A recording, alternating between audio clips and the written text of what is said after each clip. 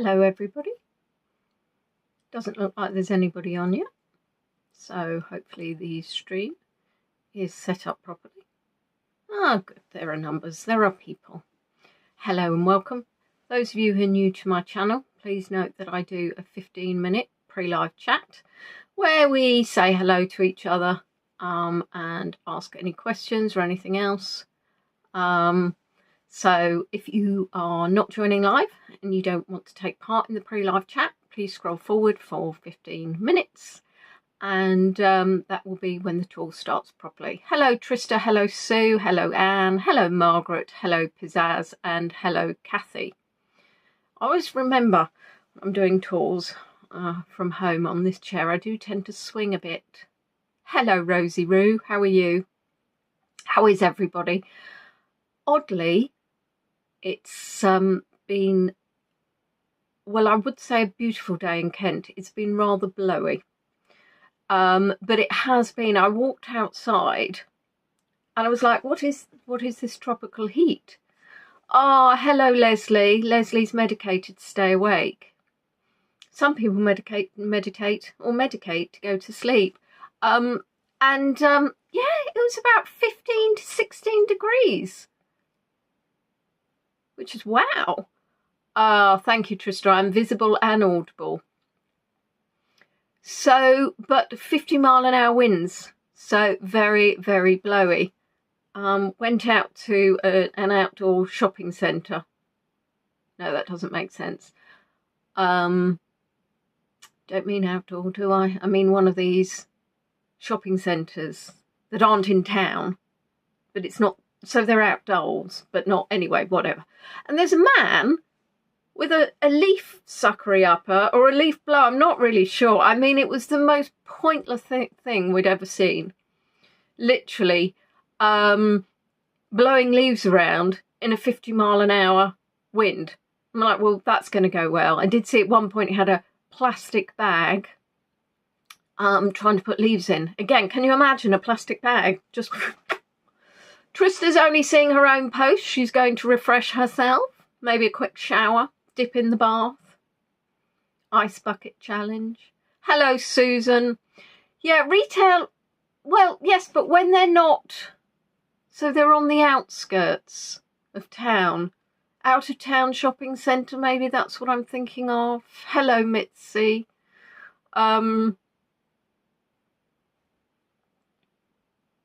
The ones where you don't, well, I would say the ones you don't have to pay for parking, but actually you do here, except we didn't.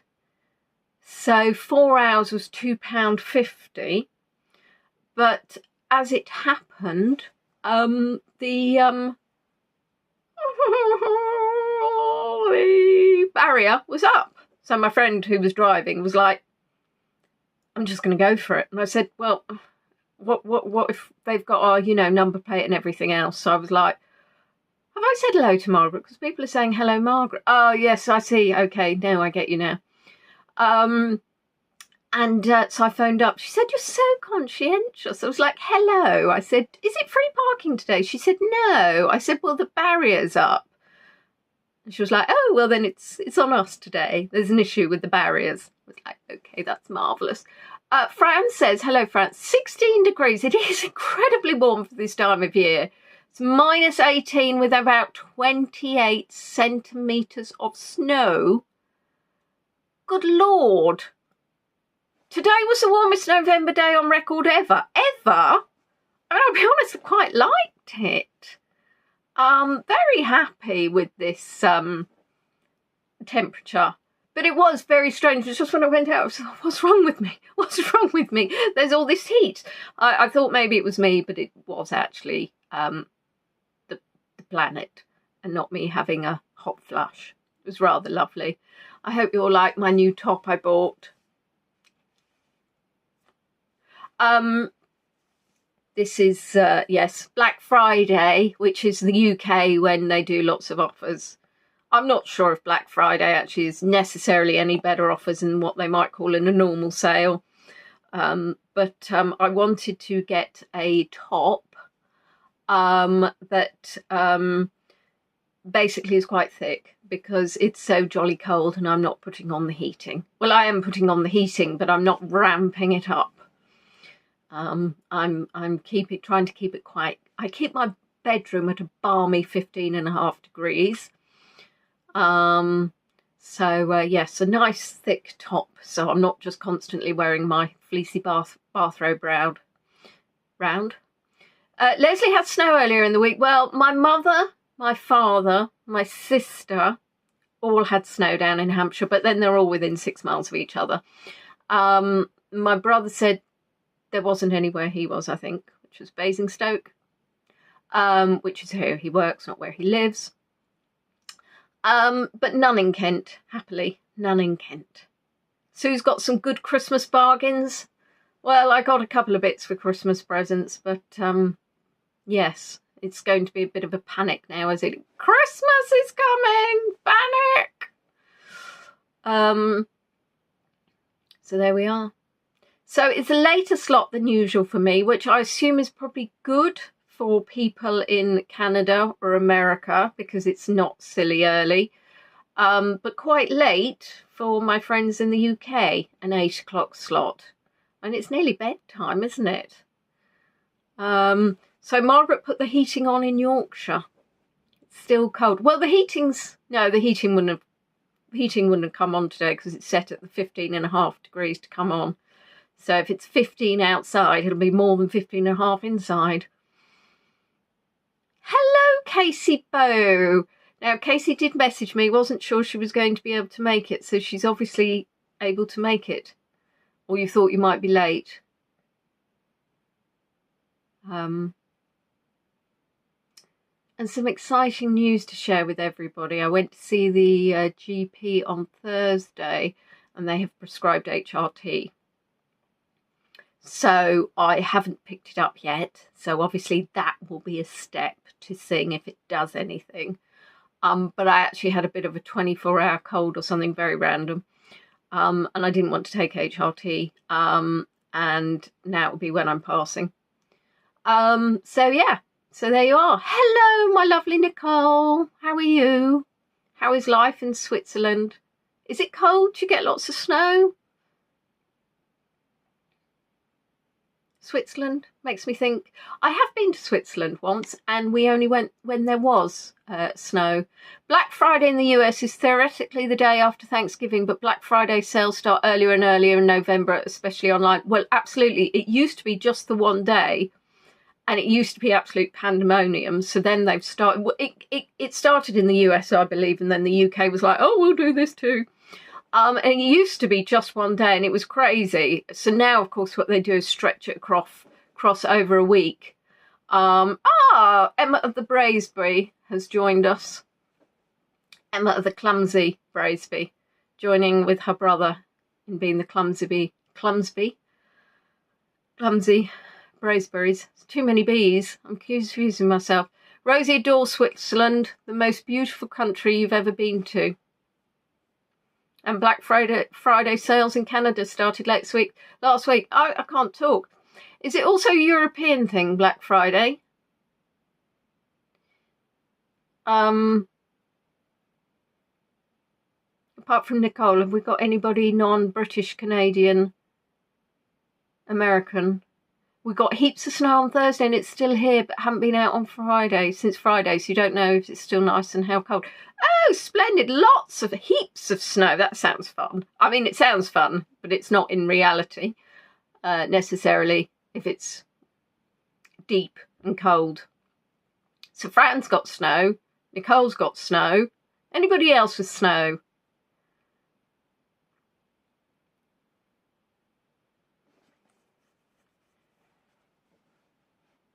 Still very blowy here, 50 miles an hour. And down in Hampshire, which is where my mutter lives, which is only 90 miles away. I can't wait till I start the HRT. Seriously, it's getting worse. It was raining a lot as well. Oh, Trista's elderly cat has joined for this tour. He's on her knee. Hello, Michael. Doesn't have snow. Oh, and we have got Black Friday in Switzerland and theatre tickets. Snow in Buxton. Lots of snow and rain. Hello, Wendy, David and Daisy.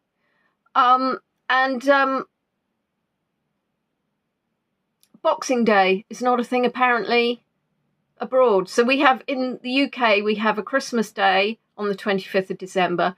Then we have a Boxing Day on the 26th of December, which is when we all punch each other on the nose. It's not actually, but, you know, it could be. After you've had a day with the family, you might want to punch each other on the nose. It's Boxing Day. It's actually, when Linda watches this, which she probably will, this is when Luna would be beside herself. Luna's Linda's cat and loves a box. Yes, have we got any more cats watching? Oh, Switzerland has a Boxing Day, see? So maybe it's a European thing. Oh, Casey said we have got Boxing Day. Oh, no, I'm so confused. Right, I'm sure, Casey, I thought you said, Casey, that you don't have Boxing Day.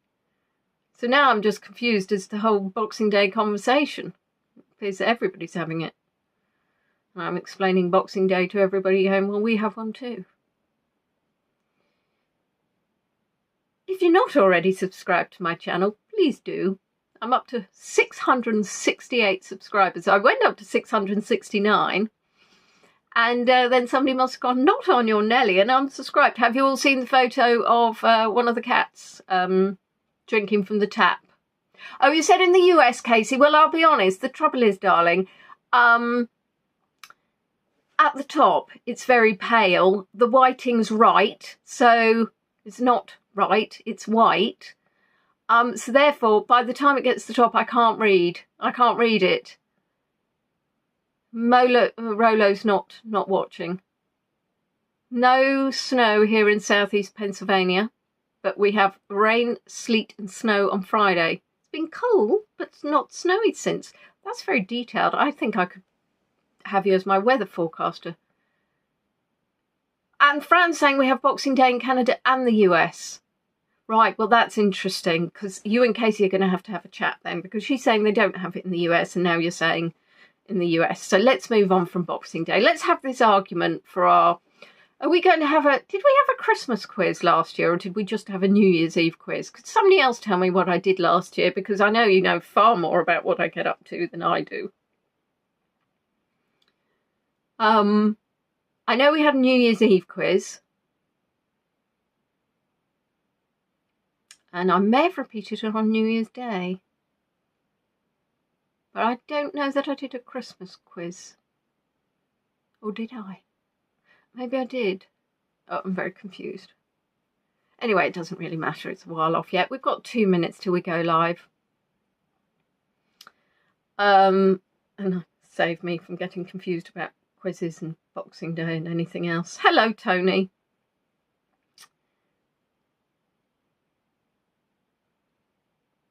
So, what else exciting have I got to tell you that I've been up to? Apart from my shopping exploration. Oh, I did think of you guys when I was in... I went to, obviously did the film of Leybourne Lakes. And then I went to Tesco afterwards. Ah, Mitzi's cat Kit has just joined. And I was... I did a New Year's Eve quiz. So I picked up a moisturising tub, well, a tub of body butter. And I went to sniff it, as you do, because you like to smell nice. So, and there was a lady next to me, and I went, unfortunately, I did misjudge.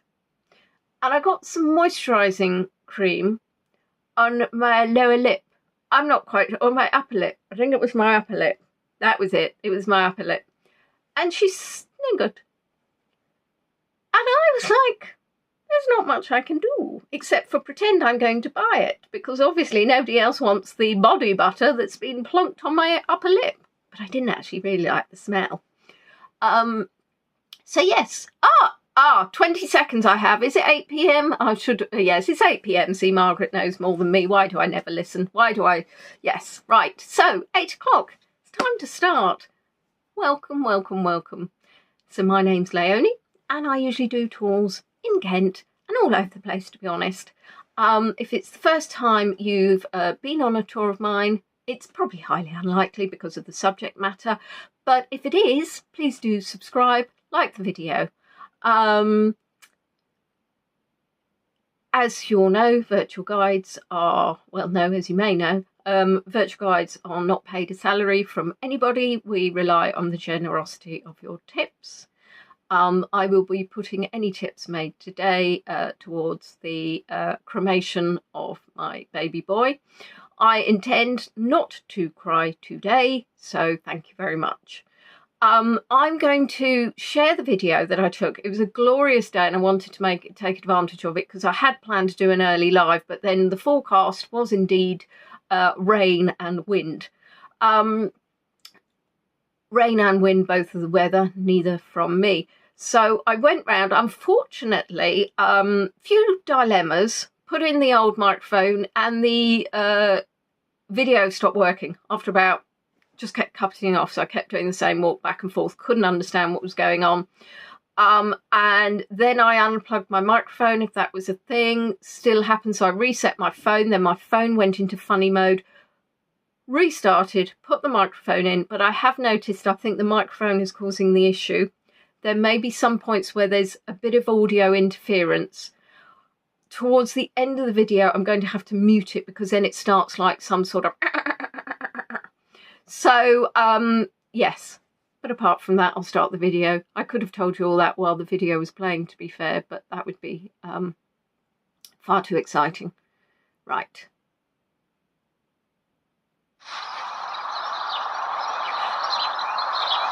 So, we are in the borough of Tunbridge and Malling, and we are in Leybourne Lakes, which I have taken you to before.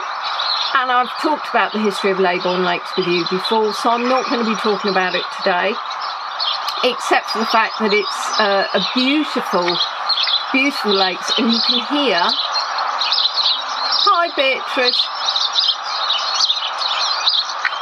very loud bird song, thank you Tony, yes, which I thought was rather fabulous. So what I did this time actually is I started off actually showing you the walk down into one of the entrances to Leybourne Lakes, and as you can see, this was not a new housing development as in recent, but it was a brand new housing development as part of it, as part of the whole kind of Leybourne Lakes development. And of course, to have a view over the lakes is quite special. I do like that Leslie's said hi Beatrice. I think we should all call Beatrice that now. Lovely houses, aren't they? I mean, some of these are probably going to be super expensive. If somebody reminds me, I'll try to do a search on Rightmove and see if any are for sale. Can you not hear me?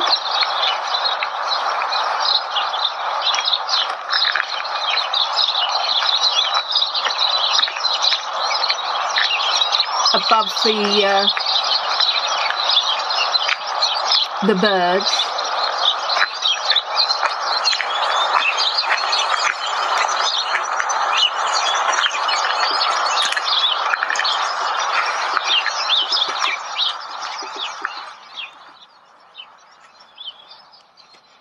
Is that better?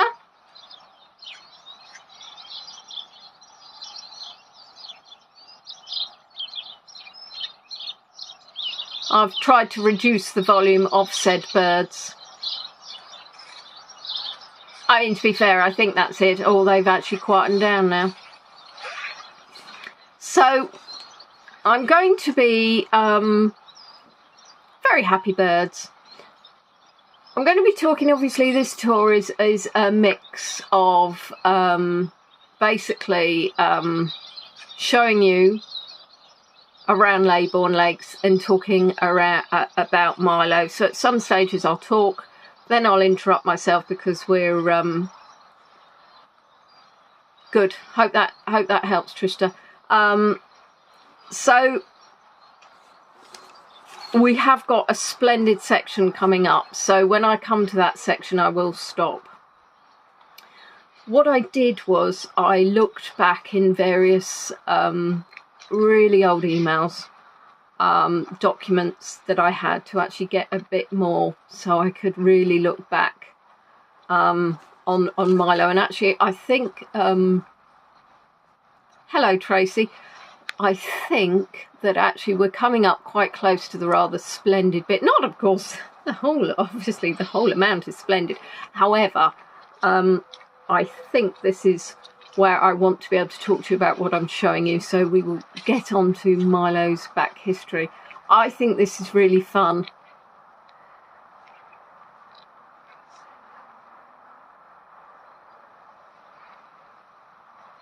Isn't this great? And there's I think I'll show you a swan later on in the tour. I know when we did the other side, because I'm not sure I've been round this side with you before. I may have done. I may even have shown you this before. But I just think that's really fun. And there's lots of benches, which is lovely round Leybourne Lakes. Now, I took this video at about... started off about 2:30, I think. Something like that. 2 o'clock, 2:30. So as you can see, the sun's quite low. So I thought to myself, well, why not? I usually get mud all over my feet, so I'll walk down to this section. A 5-bedroom house for 600,000. Thank you, Wendy. Well, there you are. That can be on my Christmas list. So I walked down here thinking, oh goody, muddy boots again. And if you look in the distance, which makes me want to sing out In the Distance, but I won't. I thought, oh, look at those swans far in the distance. If you're looking on a big screen, you'll probably see, well, you'll see it bigger, won't you, really? It's not rocket science. I thought, oh, that's a lovely view. Look at the water and the clouds and the blue sky looking much bluer than when you look up into the sky. And then just tiddly-pom, and then I was like, oh, I think, oh yes, then I want to show you just how clear it is. Can you see how beautifully clear it is, considering?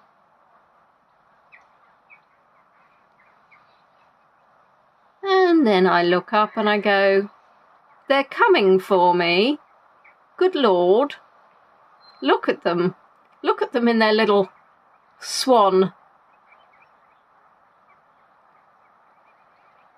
And I just thought, this is almost like I've been gifted this. And then I felt really bad because I thought they'd probably think I've got bread, and I wouldn't give them bread anyway because the last time we spoke about the badness of bread, but I didn't have any seeds either. So I did think they're probably coming across thinking I've got food, and I don't.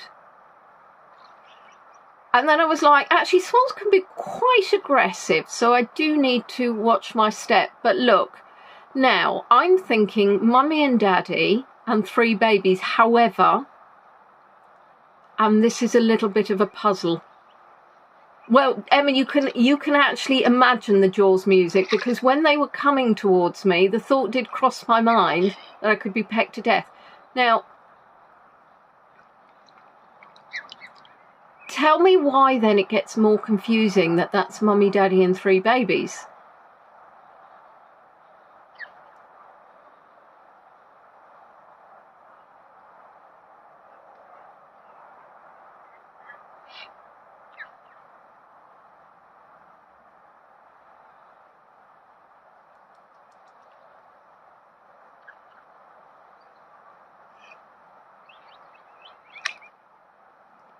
There are 3 cygnets.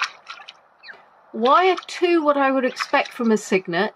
3 males, 3 young, 2 males, 3 young. Well, yes, one of them's white, but what, is it because it got white quicker than the others? I mean, I'll be honest, I have no answer for this. I think there must be 3 young, because if you look at the beak of the middle one and the size of them, so I don't know whether or not males or females.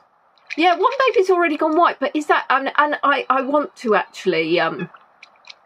they're not aggressive, just defensive if people get too close to the young. Yes, so to be clear, they would be defensive if I annoyed them. Defensive in a kind of, might appear like to be honky aggressive, but not. They're beautiful. Yeah, I moved back, I think, at that moment in time to give it some space. And then I just watched them, and hopefully you can see this level of detail of them preening themselves.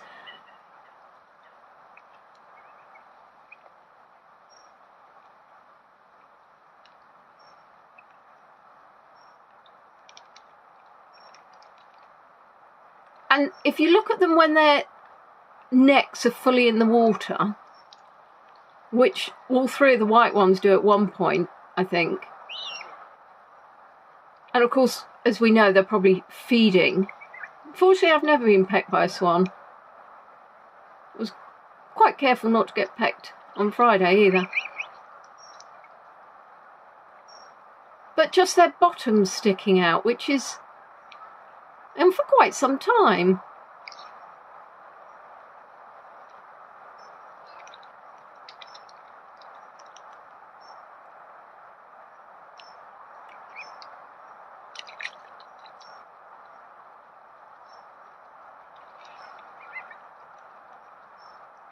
And I wonder why they're scratching.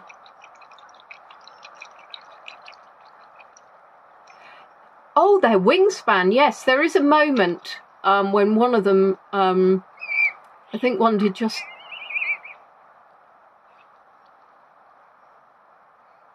You think one is last year late brood. Yeah, very good point. Maybe one is a younger, so an older, a baby, but an older baby. So still a juvenile.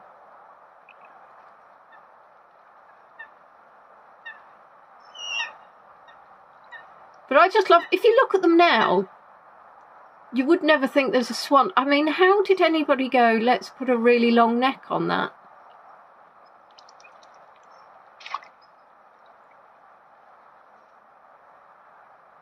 And look at, yeah. And hopefully you're enjoying this, because I was feeling absolutely privileged, and I did film them for quite some time. Just, well, they kidnapped the swan. Look at them all now, three of them, just like,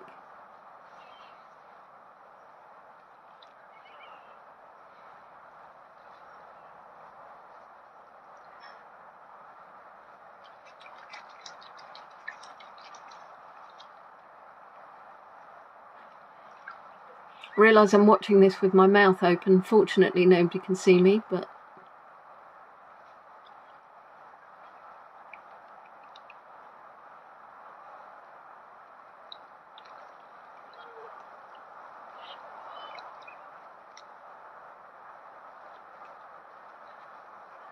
I just found it really amusing with their...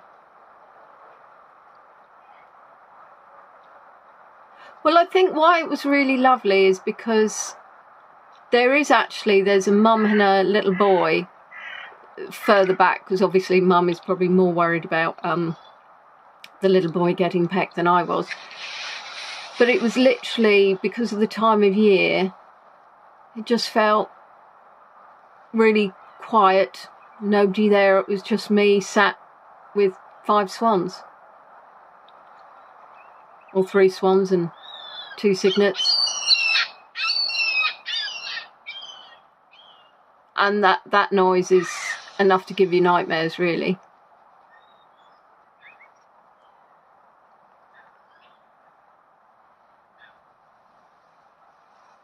And if you can hear a slight hum, that's actually the road.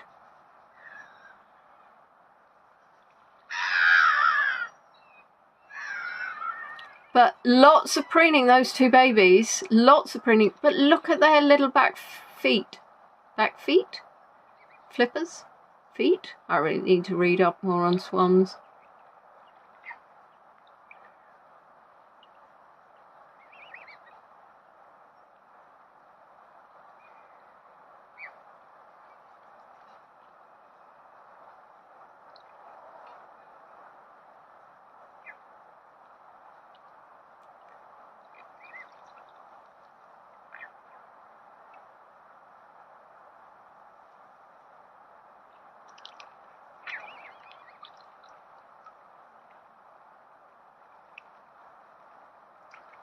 See, not having you there, I couldn't really say to you, you're bored of the swans now, shall we move on? But I was still fascinated.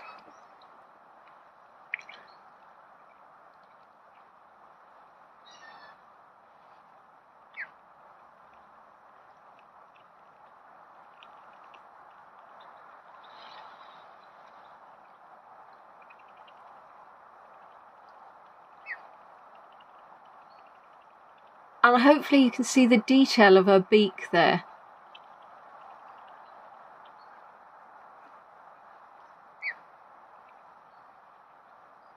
Giving it a good old.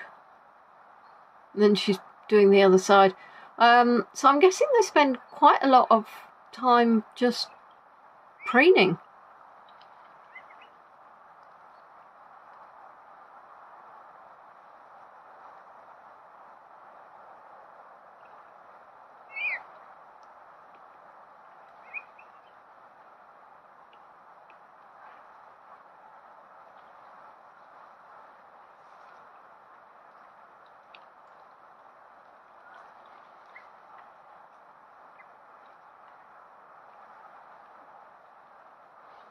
Isn't it, Mitzi? I did think that myself. And the ripples, when they're shaking, hopefully you can see the ripples that are coming out. Which really lovely patterns on the water. And then I think we...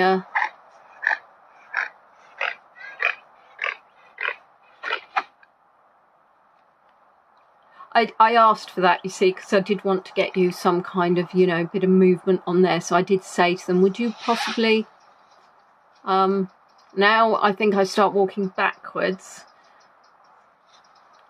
which is always interesting. A spoiler alert, I didn't fall over.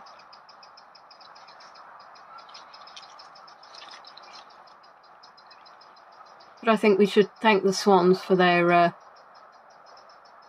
beautiful display.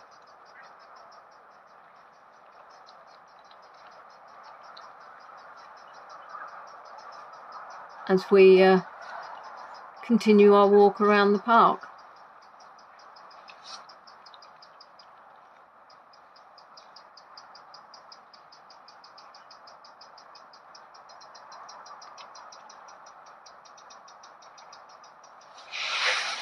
And other bird noises, but not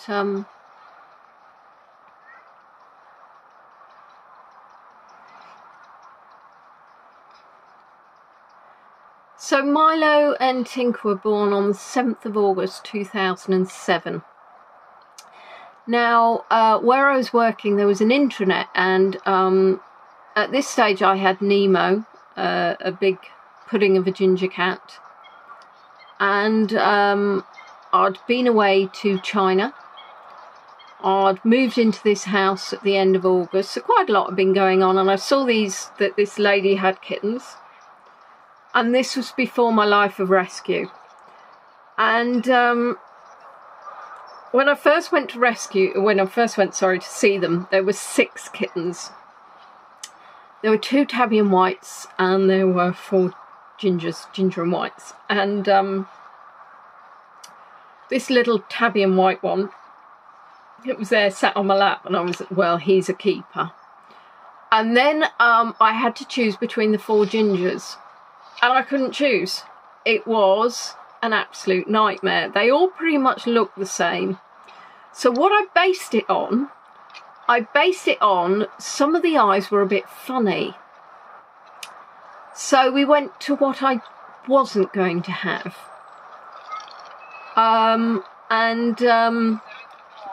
At one stage I couldn't make my mind up, and I remember my friend had gone with me. She said, well, you could take 3. I said, that's ridiculous, I've got 1 cat already. That would be just too many. And I almost got to the stage of saying I can't have any because I can't make a decision, which would of course have been ridiculous, and it didn't happen. Oh, bless you, Michaela. Well, hopefully you can catch up later. So I found an email that I sent on the 10th of October 2007, which was the day I went to collect them, and I said, by the way, the ginger one is going to be called Milo. And she replied to me on the 11th. And I remember this was a lady who had a cat that got pregnant. She rehomed the kittens, and then the pregnant got cat again. When a cat's pregnant and had a babies, it's actually very fertile. Now over there I thought there was a whole line of swans, but it's not, just to be clear. And so she got pregnant again. So I remember Mum being quite thin and really fed up, no doubt, of having kittens. And they also had her mum there, who they called grandmother. So she was left with the 4 kittens, the mother and grandmother. And she replied to me the day after saying, "Grandmother was run over and killed an hour after you left yesterday." And she said to me, had I have known, I would have kept the tabby that you took, who of course was Tinker, because later on, she let me know that there was one that looked like Tinker. Somebody kicked him so badly he dragged himself in through the cat flap and had to be put to sleep. So not a happy tale. But I remember taking them back, and Milo and Tinker, obviously. My friend was with me. I think my friend drove. No, my friend was in the back seat, a different friend, and I remember her sticking her finger in the cat carrier and Milo giving a good old claw through it. He never liked to travel. The first night, they were actually in the room I'm in now, and I had 1 litter tray back in the day for 2 kittens, which should be enough really, but Milo pooed over the edge of the litter tray, and then he peed on the paper around the tray. And I think he did this for a couple of days until it occurred to me, let's try with the second tray. And funnily enough, he was fine then. He just didn't like using a tray that his brother had been in, I guess. And I remember it was absolute chaos having these 2 kittens. They ran round, they charged, they knocked over furniture. They were like a herd of elephants if you were downstairs. I think probably more full on than Apollo and Peachy. I remember at the time thinking, what have I done? This is unbelievable. They're absolutely nuts. Nemo wasn't a massive fan at the time when they were really little, but he learned to love them both.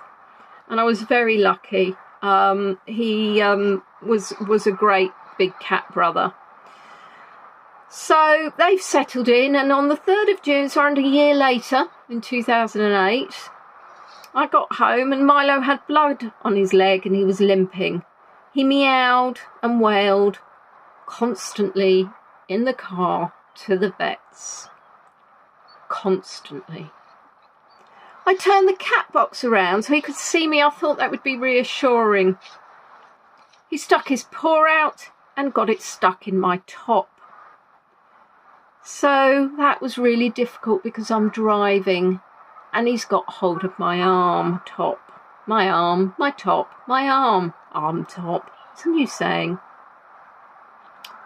When I got to the vet, I stuck him on the counter, which is what I used to do and still do. Put them on the counter. I don't like to put them on the floor because then dogs come in and the dogs might annoy them. And I realised he'd done a wee because when he shook his leg, he sprayed wee on me. Oh no. As I said hello to the receptionist, he did it again and sprayed wee on my face. Thank you, Milo.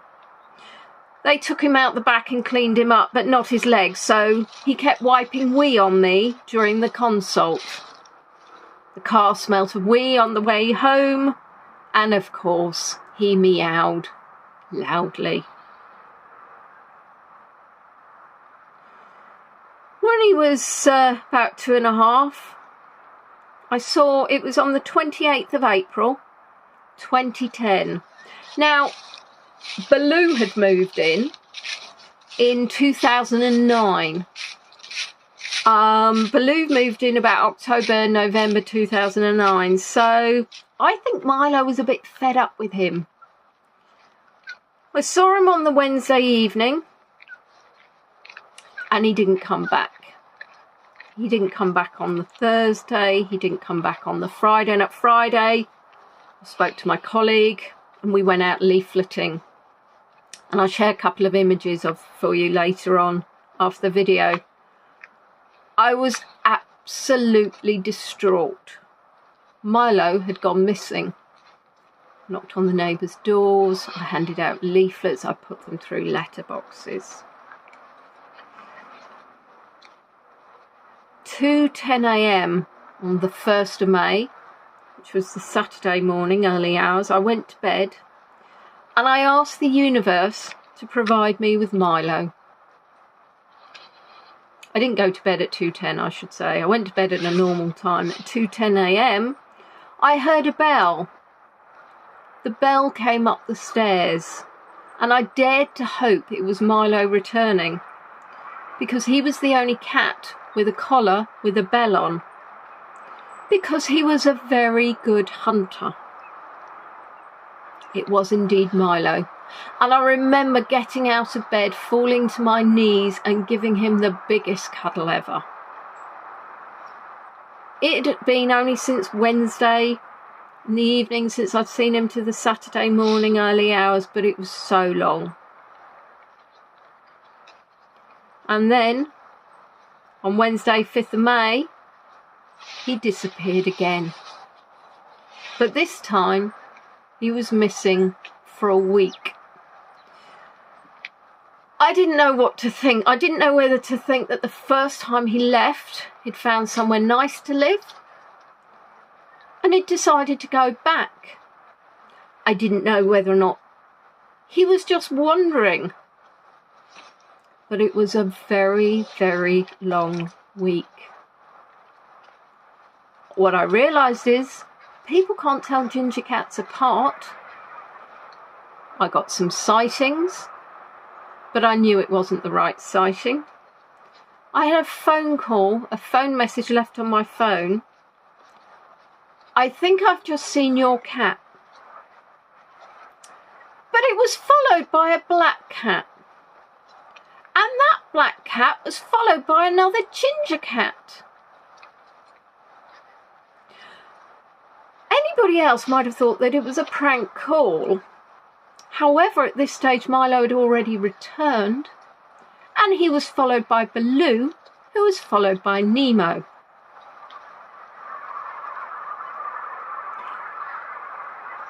One of the calls told me, from the same chap, said that he saw my cat go into the, basically where the old cemetery, which is now a park, where we've also been round. And I remember going around there at 9 o'clock in the evening. It's dark, so of course during the day there are dogs being walked, so it's dark, which I thought was perhaps a sensible idea. In the pitch black, because obviously I didn't take a torch, and if you recall, there are lots of trees. There is nothing quite so perhaps scary as walking through a large dark space past a tree and dozens of birds suddenly, very noisily, leave the tree. I was crying my eyes out and terrified I was going to be attacked. It didn't happen. I went home.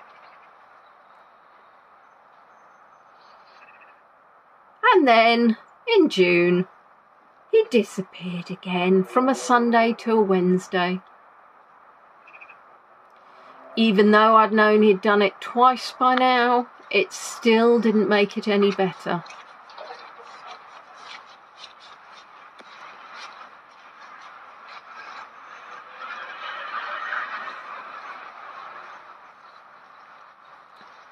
I'm pleased to say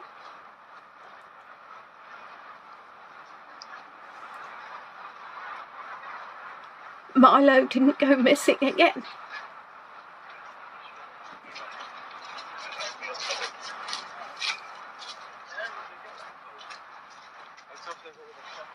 Milo was a great hunter. He would bring in various creatures, generally dead. However, once I went up the back path, and on the way to the cat flap there were 2 cuddly toys deposited. He would have had to have taken them separately, because he wouldn't have managed them both at the same time. Unfortunately, neither belonged to me. So I had to go to my next door And this was fairly early on, and I didn't know them very well, and say, I'm sorry, but are these yours? My cat's taken them. Yes, there are toys. Okay, super. Off I leave. So that's unfortunately some of the noise that I was telling you about. And I was terrified he was going to bring back some underwear. I thought, if he brings back underwear, what do? I can't return underwear.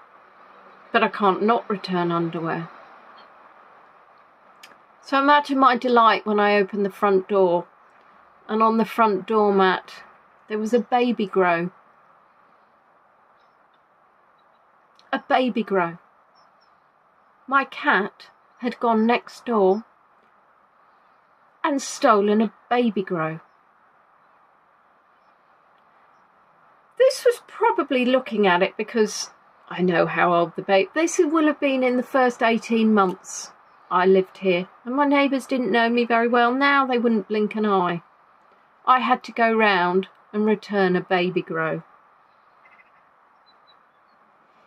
As well as being a fantastic hunter, Milo was a fantastic peer. His nickname was Mr. Pissy Pants, because he liked to spray on things. When I first moved to Kent to be with my other half, I had Frodo and Nemo, 2 ginger cats, and my sister had Pepper, a black cat, who'd started spraying. She was a childminder, she had to give him up. And she asked me, and I said, I've just moved in with my other half. I can't ask him to take on a cat that sprays.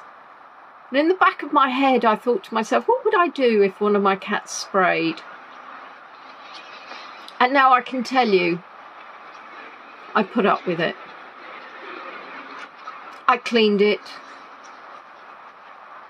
Or I found bits. There probably wasn't a place that Milo didn't spray. I used to say if you stood there long enough, he'd probably pee on you. If people came round, I had to put their handbags away. I remember when he was a young kitten, he was spraying on the kitchen door. One of the kitchen cabinet doors, and I was horrified that he was doing it in front of me. So I picked him up to take him outside. But of course, I hadn't really thought about it in great detail because he was midstream. So as I picked him up, I was literally raising the direction of pee higher up the cupboard, and then as I realised bringing him down, I did a wonderful arc of pee across my kitchen cupboard, making it far worse than if I'd just let him be.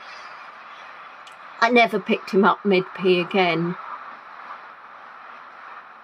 I've had conversations with my next door neighbour while he's sat outside, and I've noticed him spraying on their bush and tried to distract them so they don't know what he's up to. Milo was also incredibly vocal. In a cat carrier, he would meow constantly. He would also meow loudly at night. And we'll talk about that a little bit later on. When Milo first went with Tinker to be vaccinated, which was on the 3rd of November 2007, he weighed just 1.64 kilograms. He was just a teeny bean. And the vet notes say, tail broken midsection, scab present, monitor. So it had obviously been something that had happened while he was growing up as a kitten. He went back 3 weeks later and he'd put on ½ kilo. And when he went in to be neutered on the 15th of February 2008, he was up to 3.5 kilos and his tail had healed. But it said, has a kink. And it did. Throughout his life, he had a tail with a kink. Now, on the 28th of November, which was actually 2 years after I'd had him, he was first microchipped. Because at the time, microchips weren't such a big thing. And he'd gone up to the heady heights of 4.5 kilograms. So, of course, he's 2 years now. At 4 years, He's 5.22 kilos and the vet notes say slightly overweight. Well, 18 months later, he goes back. He's put on 0.15 a kilogram and the note still says slightly overweight. Milo's paying no attention because a year later we go in and he's put on 1/3 of a kilo. So he's 5.65 kilograms. I do apologise for the annoying audio. The microphone needs to go dans le bin.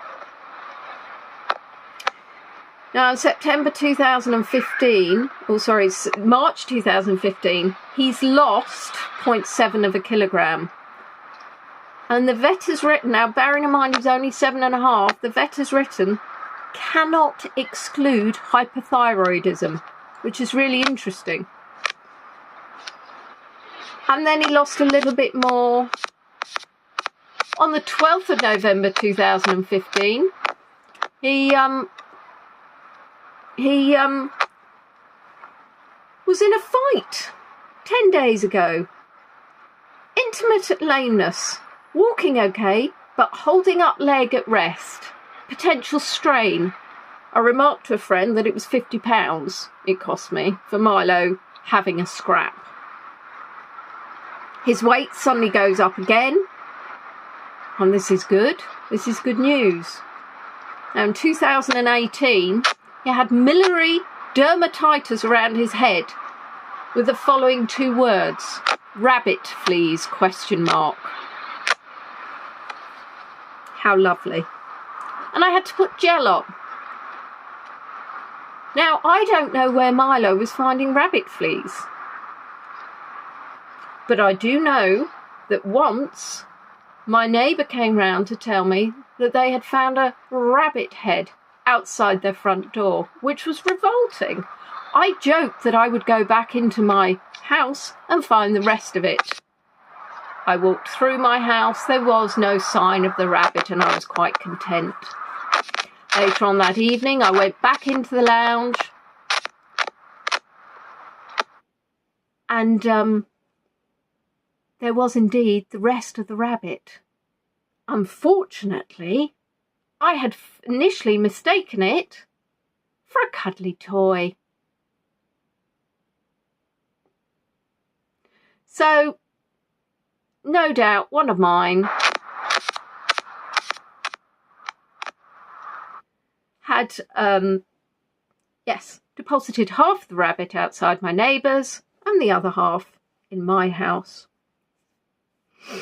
When he was 11.5, he went in because he had increased thirst. I did blood tests. Well, I didn't do blood tests. That's beyond my capability. He had blood tests. He had urine tests.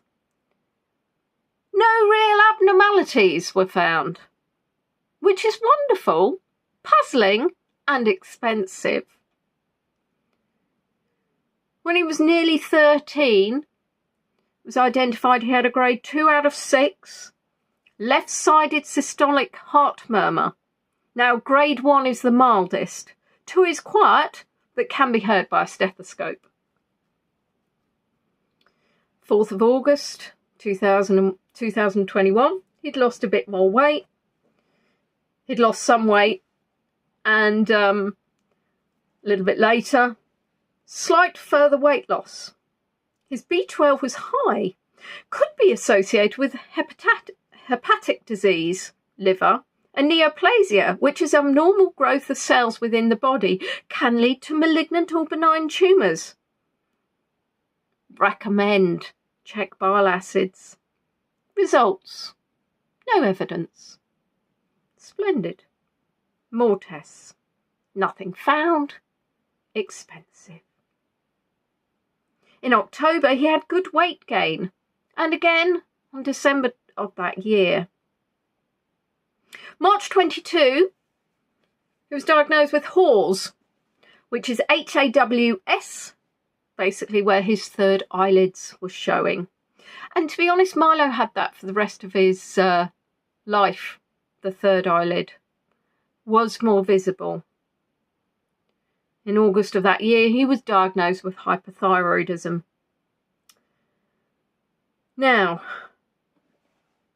for that, you can have basically 3 different treatments. You can have radioactive iodine treatment, thyroidectomy, gel, or tablets. So there's 4. Now, Milo had vomiting and he didn't like the tablets. He wasn't great at taking tablets. So I decided to go down the radioactive iodine route. The vets were in Canterbury and they were having a refurb.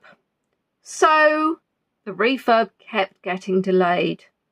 And this is back for several months. I keep contacting them to find out when he can be fitted in. Eventually get an appointment for Monday the 13th of February 2023. He didn't settle in well at the vets. And the nurse had to hand feed him. Now, they said they would need him 3 days before the treatment and 1 week after. And when released, he would still be radioactive. So he would need to be kept isolated for a further 2 weeks. That would mean, oh, I like these, the force will be with him always. So I can go in to feed him in the morning and the afternoon and clean his litter tray. Minimal contact. The only room he could go in was where Apollo and Peachy were in. So I didn't really have a room. He's very stressy cat. So he would be unhappy being shut away. So I decided it would be better to board him at the vets, which would mean he'd be in the vets for 3 weeks. When he first went in and he wasn't settling, I then actually started regretting my decision.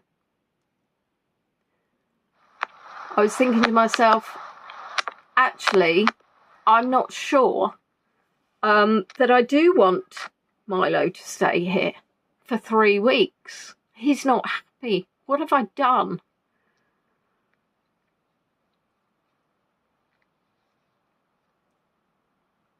Now, he had to have a series of tests to make sure he was okay, as the nurses can only go in twice a day as well, wearing PPE. Tuesday, 14th February, we had 2 tours. I had my Valentine's Day quiz, and it was followed by Craig doing his tour. 15 minutes before that pre-live, the vet rang. They said the level of T4, which monitors his hypothyroidism, was too low for treatment, as there would be a risk to the healthy thyroid treatment. I was overjoyed. I was very, very happy, because what that meant was he couldn't stay. These are absolutely beautiful. Hopefully you can see the colours. Really, really gorgeous. And amusingly, I do at one stage, it's very chilly, so I've got my gloves on, so I thought I'd lift up one for you to show you, but because my hands are so cold, I'm actually shaking, and it doesn't work at all. But I just love that. I did want to have my secateurs to cut off that kind of dead bit, but absolutely beautiful. Not what I was expecting at all. Just glorious. I think this is where I try to, I think to myself, I'll lift one of those. Look at that. Oh, look at me. I'm just bouncing it around and it's not in focus, so I gave up on that idea. Beautiful. Now, they said to me, so you can pick him up tomorrow. I said no. I will not spend another night without him. Your presence we miss, your memory we treasure, loving you always, forgetting you never. And then there's some lovely Father's Day cards. So I did my tour, and I didn't say anything to anybody because I knew I wouldn't be able to hold it in. And then I beautiful, beautiful house here. Then I went to Craig's store. As soon as that finished off, I went on the road. 45 minutes there. Quiet journey. 45 minutes back. He meowed loudly all the way. He complained about his treatment. He continued to complain loudly for about an hour after I'd gone to bed. The next morning I was tired but happy. Now, there was a concern that he could be suffering from kidney disease or another illness. Hypothyroidism artificially increases renal blood flow and filtration rate, so it masks renal insufficiency. So what they say to you is when you start the thyroid treatment, the actual renal function can be determined.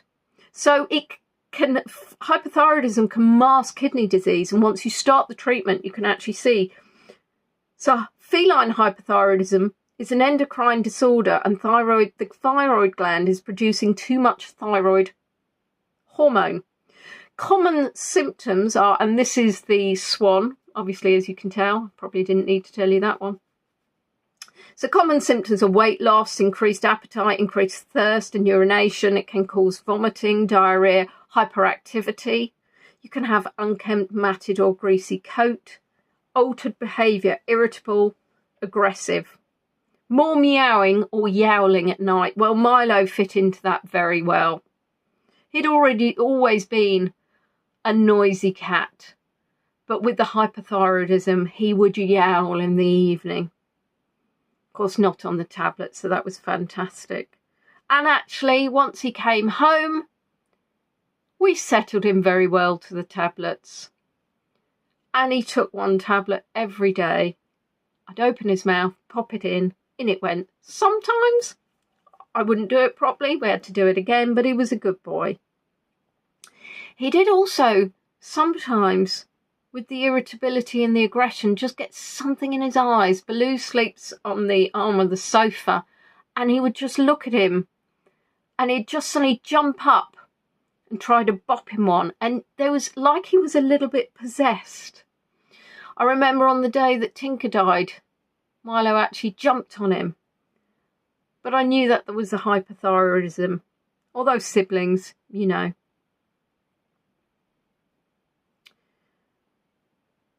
On the 12th of August 2022, at 9:42, Milo keeps waking me up. I'm so tired, I wrote. And of course, on the 12th of August was when he was diagnosed with hypothyroidism. Milo also had some other war injuries. He had a hole in his ear, which was a perfect hole. I was fascinated by this hole in his ear. Unfortunately, what happened is the tissue died and he ended up with a tear. But it was fabulous, this hole in his ear. As if he wanted to have some sort of earring. He also got, disgustingly, what's called a rodent ulcer in his lip. We had a really swollen bottom lip. On the 17th of September of this year, Baloo and Milo went to the vets. Milo had lost weight, so he was given a B12 capsule every other day. 15th of October, both went again. Both had lost weight, and at this stage Milo was prescribed steroids. Baloo was booked for tests for the 1st of November, a scan and an upper GI scope. Now, on the 7th of November, Baloo was diagnosed with severe IBD or lymphoma. The treatment's the same depending whether it's severe IBD or cancer. So the next day I picked up the tablets, steroids and chemo. And I had a conversation with the nurse because I was worried about Milo. And I said, look, I've suddenly got this email and it says that if he's on chemo, he'll be excreting these toxic... and Milo's not well. Do I want to risk it? She said, well, the thing is, what you do need to do is make sure that you wear gloves when giving the medicine and wear gloves when you're going outside picking up the poo. Well, why am I going to be picking up his poo? She said, in the garden you need to pick up his poo, but wear gloves. I don't know if he goes in the garden, I said. In all the years, I've never known where he goes. He doesn't do it in the house. She said, are we talking about a dog? No, we're talking about a cat. And then it all made sense.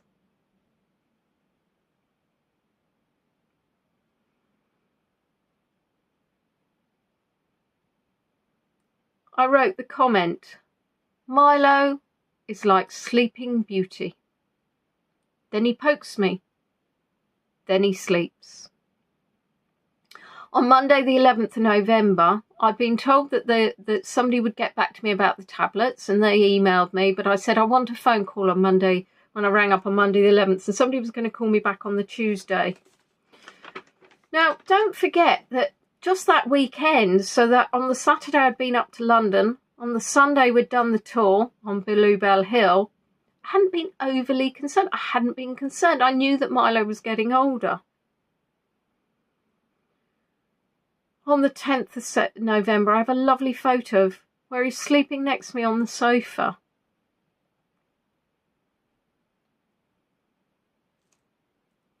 And a message on the 11th of November I sent. He's sleeping all the time. He's not coming up for food. He's so thin. It's like he's fading away. Sent a WhatsApp to my family just to make you aware that I don't think I have much longer with Milo. And then on the Tuesday, I want more time with Milo. He purrs when I stroke him. I want to hear his loud meow one more time. On Wednesday the 13th, I rang the vets and I booked him for an appointment for lunchtime. He went out for 40 minutes that morning.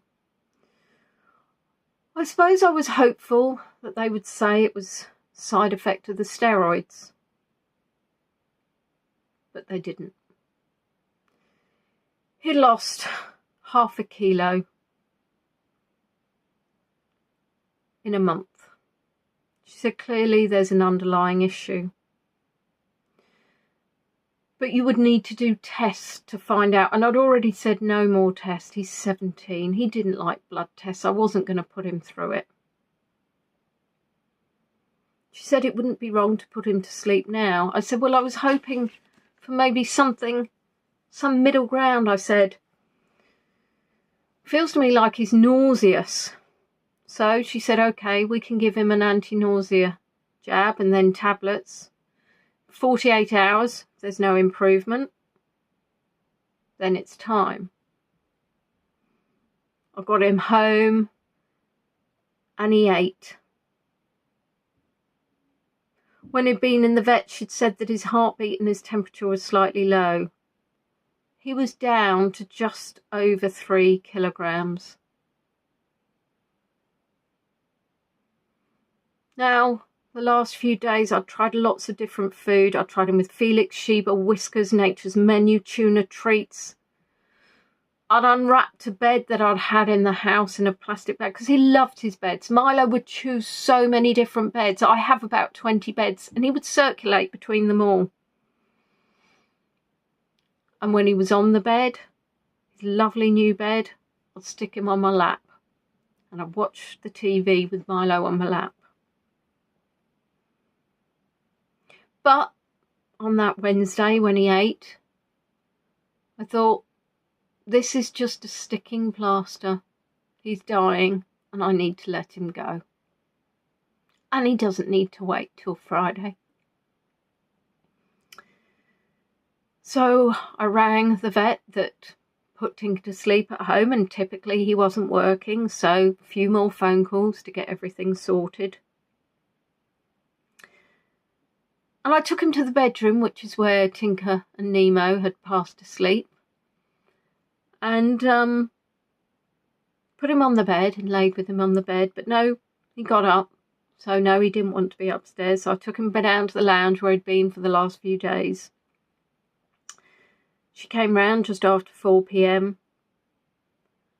and she gave him sedation. And that took longer than it did with Tinker and Nemo.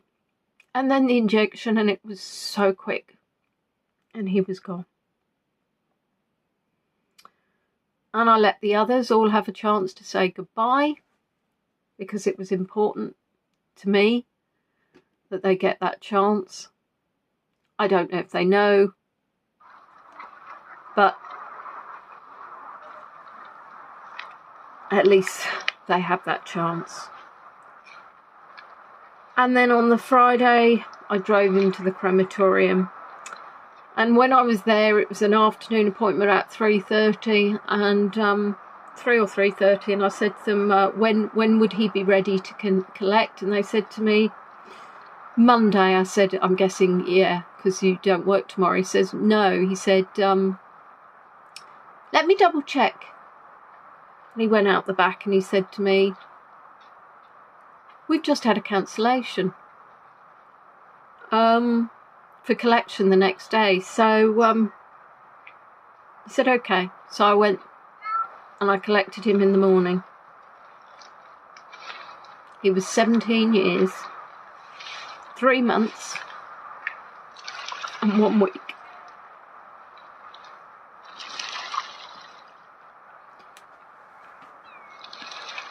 And on that Saturday when I was at the cattery, we had to take a cat to sleep, and he went to the vet's.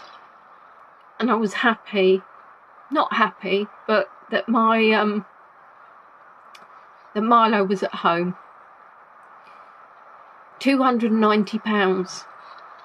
And what's sad is that so many people can't do that. So I was glad that I could give Milo that. And now he's with his brother on the side. I did say I wouldn't cry, didn't I? So this is oh no, not that one, it's the wrong one. Hold on caller. So this is the first. Please help me find our much loved ginger cat. There was no R, but I just thought it made me seem, you know, as if just in case somebody was a nutter going to come round and murder me. Milo is 2 years old and hasn't been seen since early evening on Wednesday, April 28th. He's always home for meal times. He is timid and scares easily, so may have run to hide somewhere and become trapped. Please check carriages, sheds, outhouses, cars, or anywhere an inquisitive cat may go. He's desperately missed. If you see him, please let me know. And then the second one, having gone missing the previous week for 2 days, Milo has gone missing again. He's 2 years old and hasn't been seen since late evening last Wednesday, May 5th. He should be wearing a blue collar, which he always used to lose, with an ID and bell. A reward is offered for information which leads to him being found. Milo is timid and scares easily, so may have run to hide somewhere and become trapped. Please check garages, sheds, outhouses, cars, or anywhere an inquisitive cat may go. Or, if he's happily curled up on your sofa, please let me know so I can sleep at night. He's desperately missed.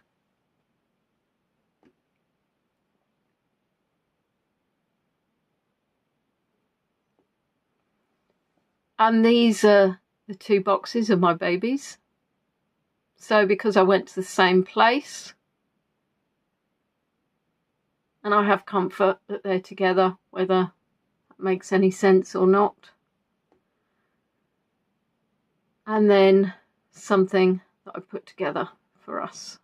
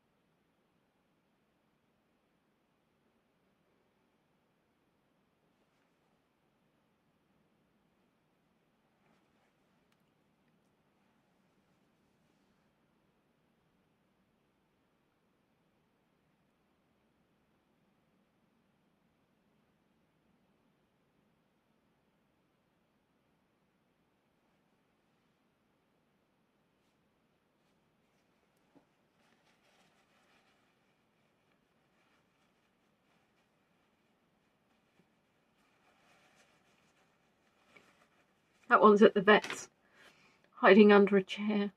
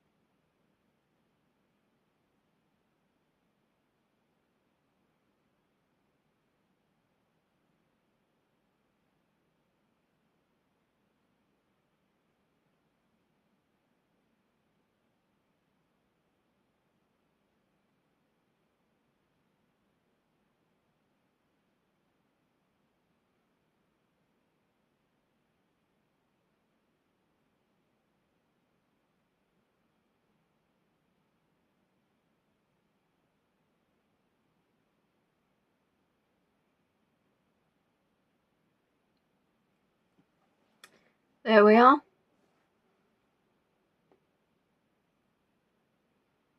Oh, I'll keep pressing on it and it still won't. There we go. So hopefully you enjoyed the view round Leybourne Lakes. I will have to get myself a new microphone. I turned off the audio, as you probably all noted in the end, because it was making that really crackly noise. So I'm okay. My coping tactic, as I said to you, is not thinking about it and pretending it hasn't happened. So obviously, talking about him today.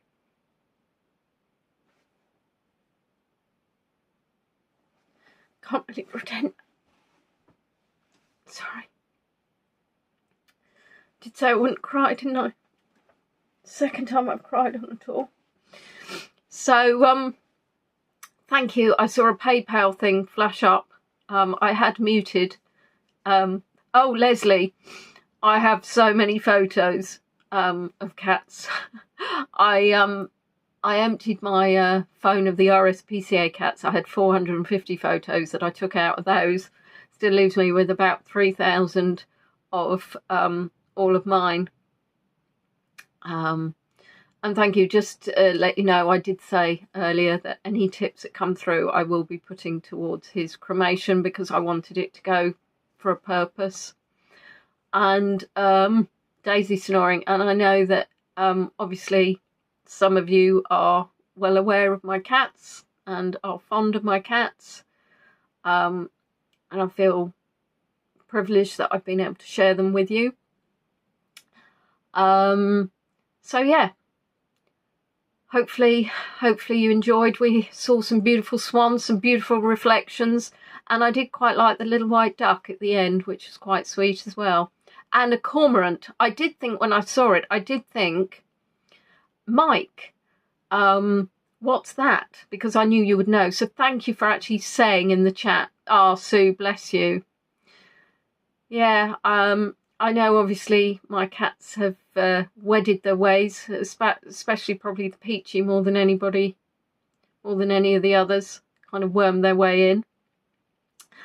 Exciting news, I hope, that I should be showing I've forgotten what it's called. Oh, goodness gracious, my memory. Anthony Gormley's statues, Liverpool. I took a video of them last year, and I'm hoping to be able to share them with you. The video with you. I need to obviously do all my writing and everything else, but it's been a year that I left my sister at about 8 o'clock in the morning, or perhaps even earlier, I think. Oh no, it couldn't have been earlier because it was light. I know it's silly early. Oh, so it could have been earlier because anyway, I'll keep talking to myself. And yeah, left her asleep so I could go and take a video for you all. Another place. Yeah. So thank you, everybody. I'm sorry if I've upset anybody. But thank you all for joining me. Crosby Beach, yeah, it's just beautiful. It was absolutely marvellous going around. Absolutely loved it. And I went round there on one day with my sister, and I said, oh, I really want to be able to share this with my voyagers. So I went and got up silly early and took a video. But it takes me a while, as you know, to actually... Oh, and I might do, if people are interested, I might do a rerun of the Liverpool Christmas market. I won't have time to do any Christmas markets this year, so that's another one. May do. Again, just need to think, because I've also got the ginger kitten. If I grab hold of Peachy Dawn, she'll soothe me with her chomps. And for those of you that did want Sean Sheep booklet, I'm terribly sorry. I did go down to the post office, find out how much it would be. So it'd be £5 plus a £3 postage and packaging. I just need you to send me your addresses so I can actually get them posted. Apologies for being quite so disorganised. So I will leave you all here now. Thank you very much for sharing that with me. I don't know if it's cathartic, but yeah, it was nice to show them off. And I've never done a montage of photos before, so you know, my skills are learning all the time. So lots of love. Take care. Bye, guys.